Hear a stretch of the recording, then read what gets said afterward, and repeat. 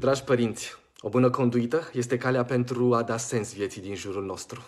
Din dragoste pentru copiii dumneavoastră, evitați să îi expuneți în locurile aglomerate pentru a opri răspândirea virusului. Împreună vom reuși, asemenea eroilor din poveste. Să ne vedem cu bine la teatru cât mai curând.